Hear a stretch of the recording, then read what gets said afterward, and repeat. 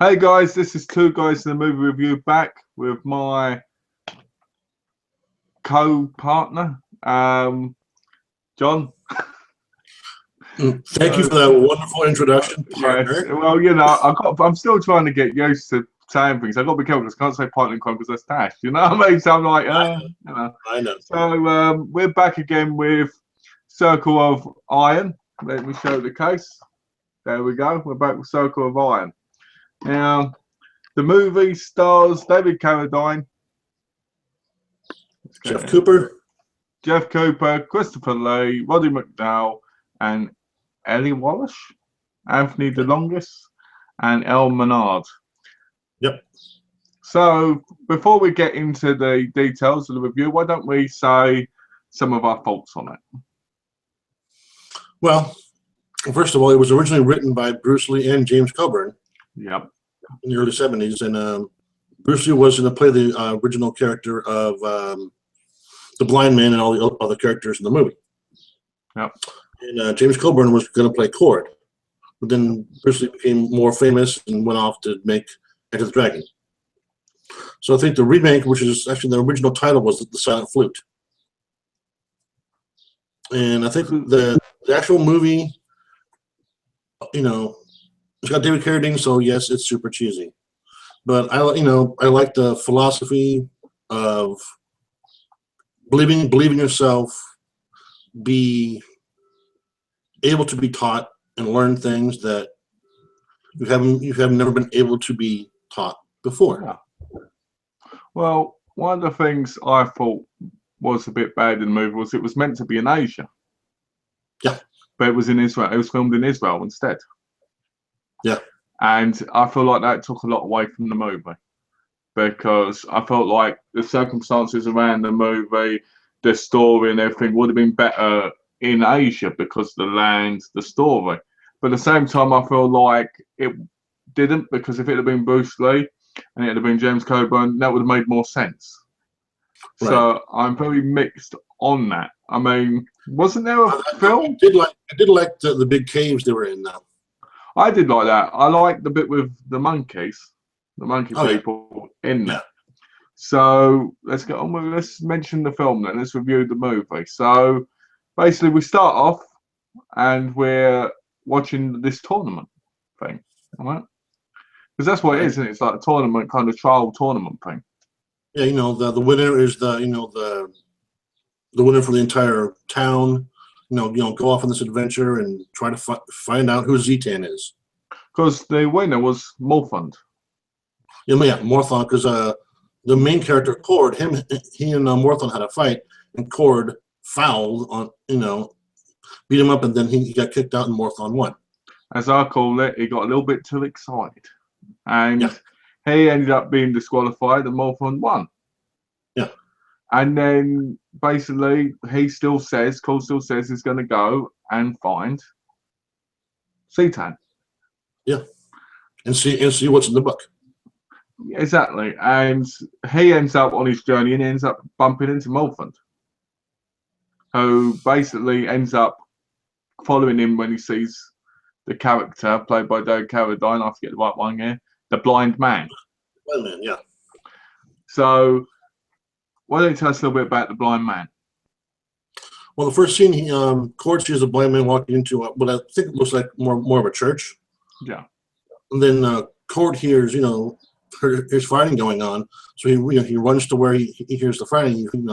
Hides behind a rock and looks. And the blind man, who's David Carradine, is is fighting basically like 7 people at once with his flute. Yeah. And those guys can't touch him. He's just kicks and throws, and the flute is a wicked weapon when he uses it. And one of the henchmen right near the end of that fight tries to kill the blind man with a throwing star. Well, Cord has his own, throws it, kills the henchman, and then Cord wants to talk to the blind man, but he disappears. Yeah, and then later on, he finds him. He finds him in one of the caves the next day, and The thing that interested me about that moment was the fact that he was really interested in being taught by the blind man. And the blind man was giving him lessons, as in, it wasn't about the martial arts, but it was about your inner self. Yeah. You know, and it was basically using common sense, because later on we find out that Morphman is hurt because he did the trial with the monkey people. Yeah. And he's really badly damaged and he's bleeding to death, and he gives his amulet to Colt. Yeah, you just take the amulet and and find Zetan and fight the monkeys. And the blind man basically, one of the monkeys comes towards the blind man and Cord, and the blind man basically pours off the monkey without fighting him. Then Cord starts to understand you didn't turn your back on him. That's why he got afraid and ran away. But this is the thing, because Colt asks him, doesn't he? He says, why didn't you basically fight him? And he goes, common sense. He says, if you keep your back away from them, then you make the fool out of them. Yeah, once you expose him for a fool, you also expose that he's an absolute coward. Yeah, exactly. Which I thought was a really, really good quote. Yeah. So then, go ahead. No, go. Also, then Cord, goes to the big cave where Monkey Man, also played by Debbie Carradine, is fighting somebody else who has a 3-tiered staff at first. Yeah. And then they go through that fight, and then the Monkey Man basically kills that fighter. And then Cord shows up, and then Monkey Man starts asking him, who do you represent? Myself. What style of fighting do you use? My own style. Yeah. Monkey Man's like, well, basically you're wasting your time here. You'll just die. Just go ahead and go home. Yeah, because he runs around, doesn't he? The others laughing practically about how he's going to die. Well, the thing is with Cold is, to me, he was more of a street fighter. You know, he was really, really arrogant. Yeah, and he believed that he could do it. And I think the fact is that the blind man, when his knowledge pops in his head, he's like, I can do this. Yeah. But the interesting thing is when the monkey takes the amulet off the other guy. Mm-hmm. So do you think these trolls, they keep the amulets and just like, oh, these are the amount of people would be? Or do you think the amulets do more than what we think they do? No, I think the amulets are just basically the people who died. Then once they rip it off, and they just keep them in their own collection. So kind of like how people back in the kung fu movies would keep items of like maybe their weapons or maybe basically like intimidation for the next person. Yeah. And they see a pile of 75 amulets for the last 75 people who have tried to come through. You're like, what have I got myself into? Because what we've got to remember is this movie is about Cold going through the trials. Yeah. And he wasn't originally meant to a degree. It was his choice to, but because of Morphman getting basically damaged and killed, he did it with the amulet instead of just doing it himself. Right. Because in a way, he was the person of the town without people knowing it, really, when you think about it. Yeah. So, because, he was beating Morthon soundly before he fouled out. Oh, yeah. He had a lot more skill. Yeah. And basically after the monkey fight, the Monkey Man, David Carradine, tells Cord, basically head to the west wind until you come to the wilderness and look for a rose once you're there. Yeah. Of course, like, okay, well then he'll just starts back on his journey again. Then he finds the blind man again. Which it's like something we were talking about earlier. It's very interesting that the blind man would turn up, how these people were all David Carradine's characters, because you feel like his path in the movie was already set by these characters. You feel like the blind. You feel like the blind man. The blind man knew what Cord's path should be. Yeah, exactly. I think make sure he made every turn and twist he was supposed to. And I think that's what Bruce Lee was aiming at in this movie. I think Absolutely. he was trying to say, if you follow your destiny and follow your path, then it's already set there before you. But sometimes you need the nudge from the right people to get there. Exactly. You know your path to enlightenment, but you have to be willing to follow it.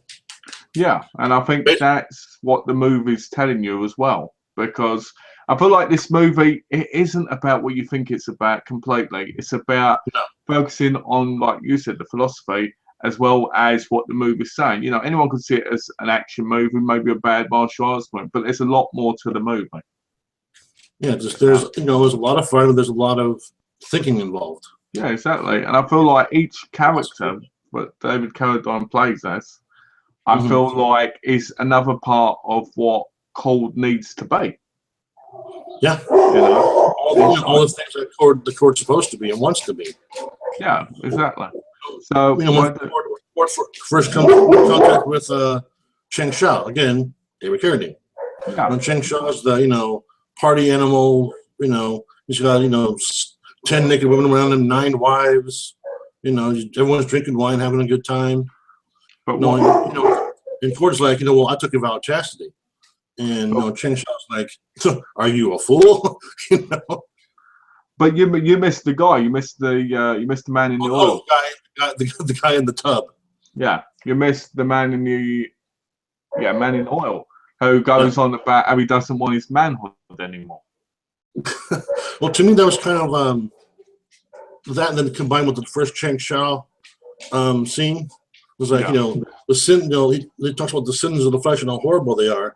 Then he sees Shang Tsung, the sins of the flesh and how wonderful they can be. Yeah, exactly. I think those two both go together. I think they're both the same part, if you ask me, because he's saying that, and then he sees Chen Zhen. What was the guy's name again? Cheng Shao. Cheng Shao, because I might have said the name wrong. So he says Cheng Shao, and then he gets interested in this female who's covered. Terra. Yeah. And Terra is constantly looking at him. He's constantly looking at her. And it's going to happen. You know that intimacy is getting there. You can feel that urge to just go like this. Well, and I think Cheng Shao was like, this is Tara, my 9th wife. You can have her. You can tell. You can kind of tell. Cord's like, wow. But the thing I do take from that scene is that was one of his biggest mistakes. He failed the test when he did. Yeah, he took a vow of chastity for a reason, and then basically at the first chance to break it, he broke it. And what happens after he broke it? He woke up the next morning, and voila. Everyone's gone. Yep, everyone's gone, and she's hanging from a post. Yep. Dead. And to me, that was the film saying, if you give in to temptation, if you give in to promises you've made, you will end up having bad things happen. Yeah, your soul might die a little bit from all your bad choices. Exactly, and that's what I felt happened from that scene of the movie. I feel like because he gave in and he took the temptation and he broke his celibacy, he ended up causing that woman's death. Yeah, he was tore up about that.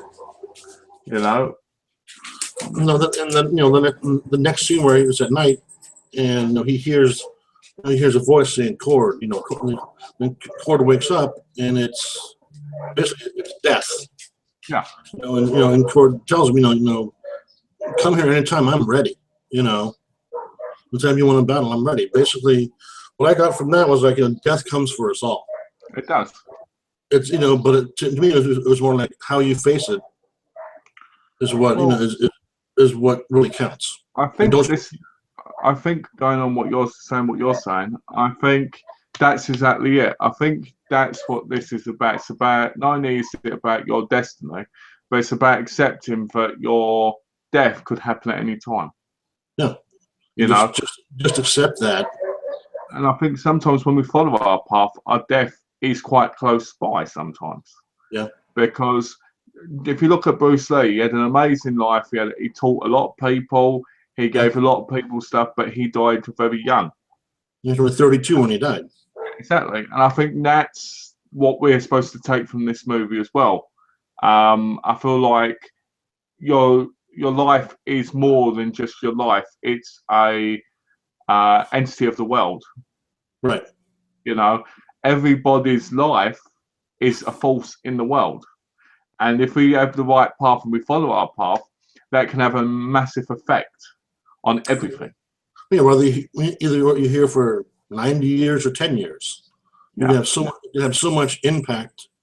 Your life has so much impact on basically on yourself and everyone else around you. Yeah, exactly. Basically make it worth it. I found the scene with the death was quite weird, but you knew what was happening. It was one of those moments that you remember from the film. Yeah, because I mean, the scene didn't last that long. No.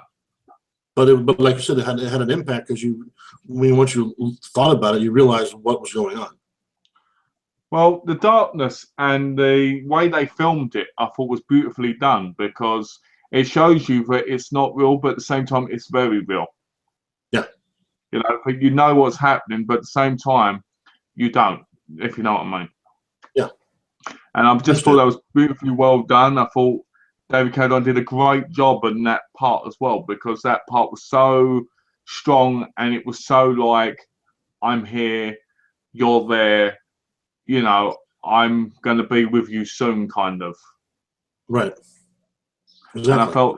And I felt like that made that moment really deep and very perfect for that part in the film, because at that point he just witnessed that that person he had been with had died. Yeah. So it was like death in his mind was close by, but that could have easily been him. Oh yeah, I mean he slept through all those people leaving. Yeah. No, he had a tent under him and he didn't even feel it. Yeah. Someone could have slashed his throat and it would have been over. Exactly. So, but, after he sees Tar strung up, unfortunately, he finds the blind man again. He asks the blind man, can I at least follow you? And the blind man, tells him, you can follow me, just don't ask questions. No matter what I do, the answers will reveal themselves in time. I'll tell you, why I'm doing these things, and you'll understand better. Yeah. Core doesn't shut up. Core doesn't shut up the whole time. Well, I think that's another thing. I think Cole's problem is he opens his mouth when he should be watching. Yeah, and that's what David Carradine just dying for him to do. Just be quiet. I mean, the thing is, I think what one of the teachers Cold is getting, and I think it's the teacher that we all need to do, is that before we open our mouth, we need to watch, we need to listen, we need to examine the situation, we need to examine what's going on around us. But because we open our mouths so much, we end up missing out on the things that we should be learning, and those are the things that are most important. Right. I mean, the blind man tells him, don't believe the things your eyes are telling you. Well, I think that's a big part of philosophy. What you see isn't always what's around you. Right. It's the stuff you don't see that is. And that's one of the major points of the whole movie. Exactly. It's one of the things that Bruce Lee wanted to really, really get across when he wrote the script. Well, it reminds me of that famous interview Bruce Lee did with the water. Yeah. The glass. You may see it as half empty or half full, and that's one of the most amazing things you've ever heard at that period, because most people would not be talking that way. And now when you think about it, it's true. Everything that we think isn't there or that is half empty is actually half full. Right. Like for instance, God. I was going to say that in that same interview that water is the softest thing on earth, but it can penetrate rock. Yeah. It may take a few thousand years, but it's gonna, it's basically any rock that's split open there probably happened because water just sat there and eventually broke it open. Yeah. So basically be water. Well, this is the thing. Water, like you just said, water flows, and I think flowing is what the whole point is. If we flow and we have inner patience, we can come through anything. And Walter going through rock is patience because it takes time. If you look at metal, Walter can rust metal. You know, eventually it rushed through it. Exactly. Walter can stop fire. Walter is probably one of the most powerful forces in the whole world. But it's the softest thing in the world. Yeah, but it's the softest and most easiest thing in the world to get through, to do anything with, you know. And it also is a part of our life force because we drink it. Yeah. So it's a very amazing situation when you think about it in a deep sense. Yeah, as long as you don't mind getting, you know, thinking really deep, and that's why one of the reasons why I love this movie so much. Yeah. Honestly. No, you know, he wasn't the blind man again. You know, they're walking together, and then, you know, they get across this little river, and the people who own the boat are like, "Well, you need to give us money for, you know, for getting across." Well, they get across, and then the blind man, you know, kicks out two sides of the boat. And of course, like, you know, the hell are you doing? You know, well, you know, don't worry about it. Well, then I guess the blind man hides, and of course, like, what are you doing? Well, a bunch of guys on horses start running after him. And, you know, they got whips, they got, you know, everything. Well, this was the part I didn't get, because these people turned up and they were wearing all this weird outfits, like they were, like, whether they were samurai or whatever, they were wearing kind of armor, you know. I know that the people who were at that house where they hit the rocks, they were Chinese or Japanese, so maybe. Yeah. Well, see, that was another thing that kind of interested me. It felt like, because I was like, what are they doing there when they're in Israel, you know? And then I thought they're trying to make this look like Asia, you know? But the people in the outfits, like in the armor, that were not Asian. Yeah, so that part of the movie actually didn't make much sense with the flow of the movie. Yeah, exactly. That whole point to me was ridiculous. I felt like this is just putting action in for action's sake, you know. And then the constant running away from them, and it lasted too long. Yeah, it was a bit of a run on, but you know, David Carradine running around a tree for like. I mean, most of that was just to hide the money in the rocks. Yeah, but then the thing about the money in the rocks, once he explains it as to why he did that, and you know, there's that one kid that was all, you know, his hair was done perfectly, you got everything, and then, you know, the blind man just whap, you know. I mean, it makes sense, you know, the whole reason. Yeah. But I just felt like that scene went on way too long. Yeah, that chasing scene, that was a bit too long. Yeah, I felt like it went on too long. I felt like it didn't make much sense.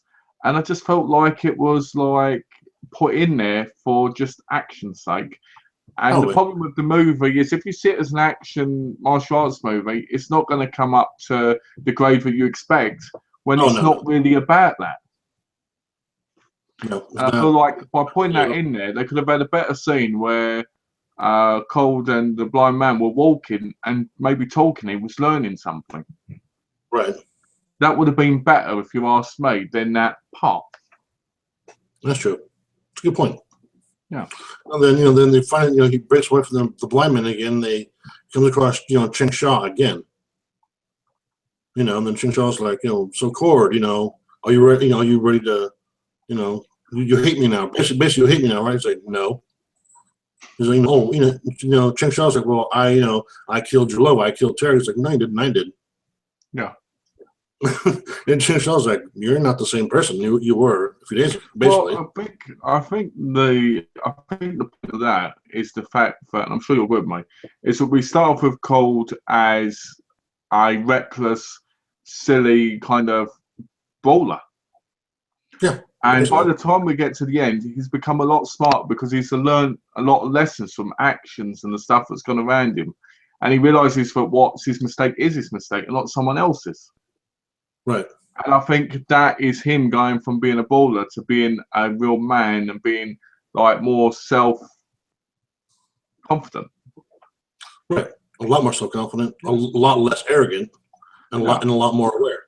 More aware. And I think that's, again, one of those things where the movie does a fantastic job because it shows somebody who's kind of a waste of space in a way. Mm-hmm. and makes them into their own man who has morals and actually takes what they've done seriously and has found who they are. And I think that's the best part about the movie. Yeah. And after his battle with Cheng Sha, the big boat comes, Zitan's across the water. Yeah. So and then the boat comes, takes him over there, and he sees Zitan, he wants to fight right there. Yeah. That's one part he still hasn't learned yet. He just doesn't shake his hand. He's just like, let's fight. Yeah. Zitan's like, well, come sit over here and we'll talk. He's like, okay. Zitan's like, well, people have come here forever trying to find the book, and Cord's basically like, when do we fight? Zitan's like, who? Cord's, well, you and I. When do we have our fight? Yeah. We're not going to fight. Then Cord's like, well, I want to see the book. He's like, okay, just sit over there and we'll bring you the book. And Cord's really, really confused. Well, I mean, I think that part of the film, it goes completely from what the rest of the film is to the whole meaning. Well, I think the whole thing with the outfits they were wearing was really strange. Yeah, to me, it was like some sort of cult, the way it looked, It reminded me of, what's that film? I'm not going to be able to remember, but there's this film where they all walk around in this clothing and they're all at pace and they're all like, you're here and all this stuff. And that's what that reminded me of, It also reminded me a bit Hammer Horror style as well, the ending, how they were in there. Like there was maybe something more horrific behind the walls, Right. But what I did like from the ending of this movie, with this bit where he finds Christopher Lee's character, was that he has realised that where we got to wasn't about fighting. It wasn't about hurting. It was about getting to that stage of peace, tranquility. The protection of the book was about having a peaceful life, which basically shows that the inner meaning of our life and being spiritual is about peace. It's not about anger. It's not about hurt. It's not about greed. It's not about killing. It's not about. It's just having inner peace with yourself and inner peace with others. The shot where they're at the very top, and he looks out to where the place that he's been fighting at. It looks so infinitely small compared to where Zitan's at. Well, this is the thing, Zitan was where he was. Yeah. And Zitan became a peaceful person. And I think that's the thing that shocks Cord most of all. Yeah. Because he's there, he doesn't fit in, he's getting to that point where he's finding out who he really is. And meeting Zitan is like a big revelation. He's ready to fight. He's ready to, ready to die for what's in that book. Yeah. And I think that is the best part of the movie. Yeah. Because and then he finally gets the book, and then what happens. Yeah. And then at the very end, he finds the blind man again, because only Cord can hear the flute the blind man plays. Yeah. So he finds him, and blind man's all, you saw Zitan. He's like, yes. You found the book. He's all, yes. And what'd you find? Everything. So the whole thing with the book was a little anticlimactic, but it made sense. Well, I think the characters that David Carradine plays, the blind man, the monkey man, Death, and Chang Sha, are like the different stages of Cord's life. Yeah. And on his journey, I feel like the real trials was them. And they're all pointing him in the right direction to this book. And he never sees it, but he knows it, and he finds it out in the end without even properly knowing what's going on, because he can only hear the flute, which tells you that really the whole time maybe the blind man was there but not there.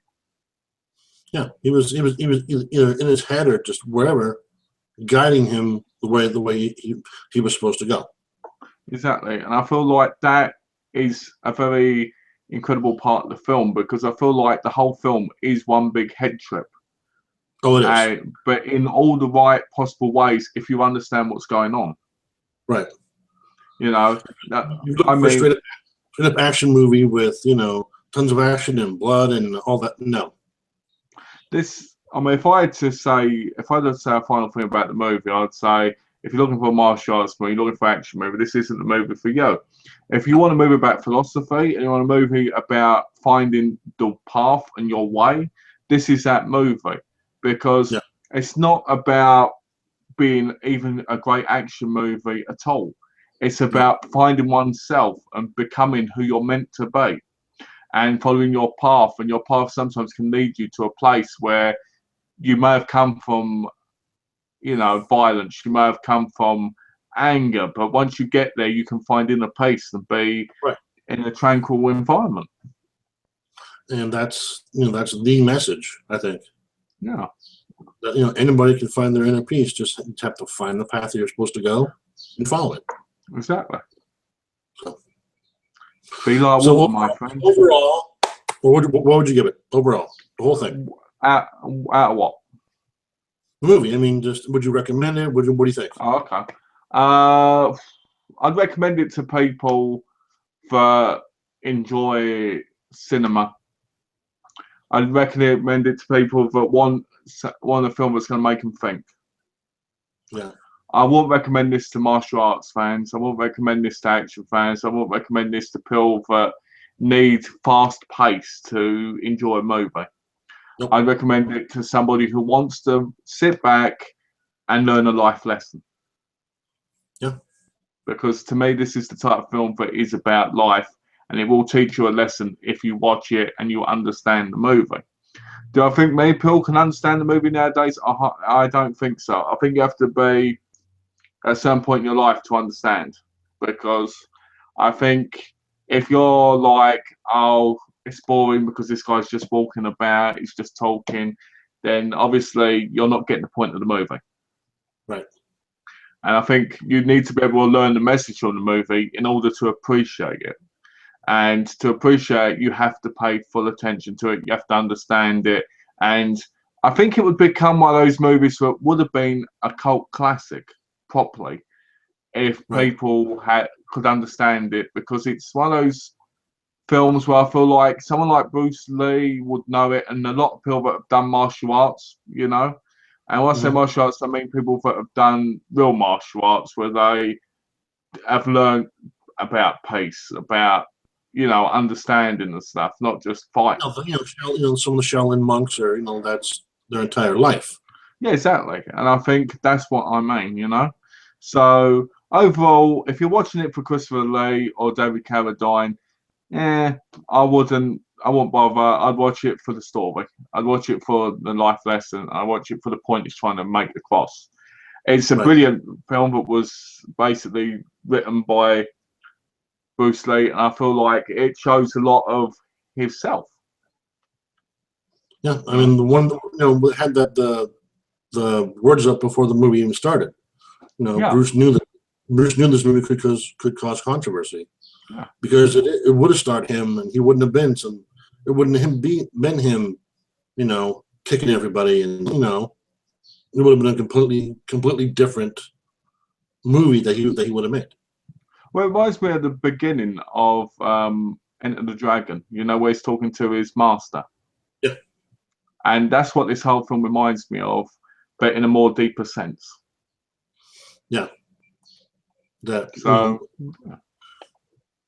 So for me, overall, that basically almost, you know, mirrored to what you said. I wouldn't recommend it to anybody who's a heavy action, you know, action fan. Anybody who's a huge Carradine fan, no, not really.